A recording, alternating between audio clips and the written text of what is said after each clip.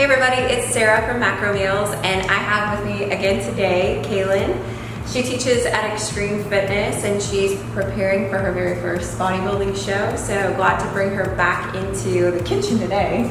We're in the kitchen, but don't worry, there's no food going on. Not right now, because you wouldn't want us to cook food. Yeah, but no.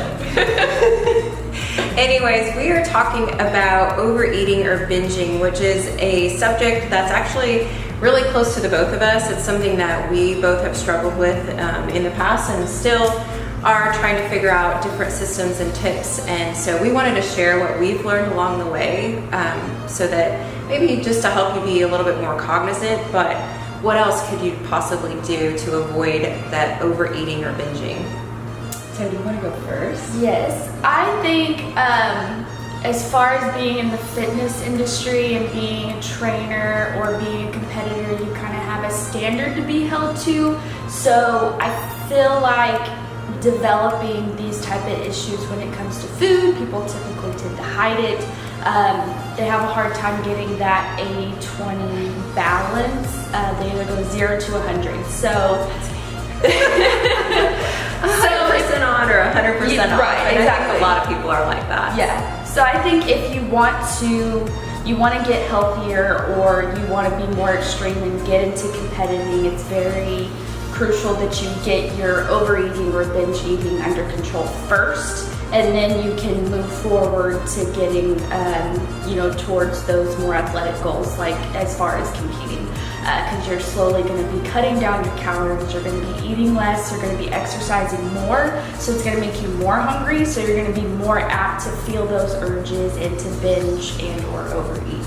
Yeah, and I would say, it's probably best to make sure that have a good relationship with food before you set off to do something as big as competing in a bodybuilding show and things like that, because those kind of baseline standards have to be there. So one tip is just to keep a food journal so that you know not just the typical food journal of, okay, I'm getting this many proteins and this many fats, but it's why am I eating?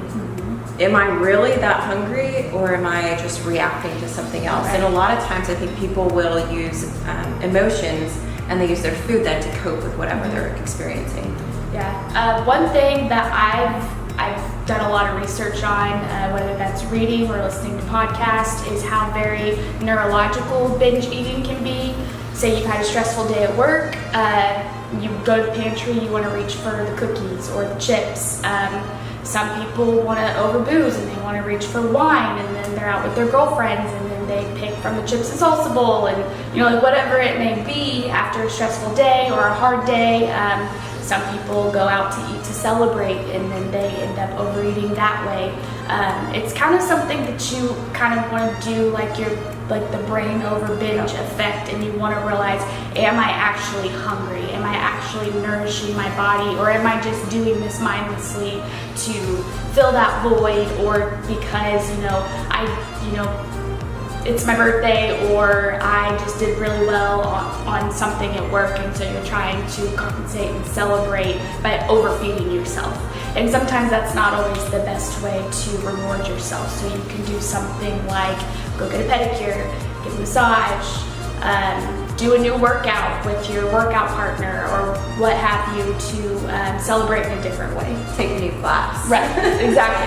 Yeah. So with that, I think, did that cover a lot of what I was, maybe the only other tip that I would give is to watch the size of plate that you grab.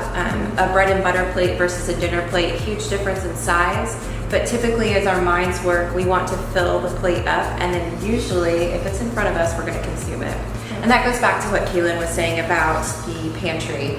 If you buy it, you're gonna eat it. Right. So keep that stuff away, or maybe in a locked box. Actually, I have a friend that keeps her peanut butter in a locked. I think I need to do that. That's one of my weaknesses. Anyways. Yeah, so I mean, kind of something along the lines of that.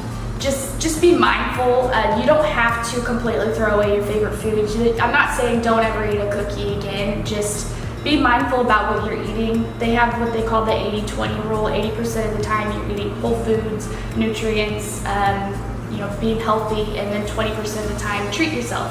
Go out, have pizza, eat that piece of cake, or whatever it may be that is your weakness, but do it in moderation.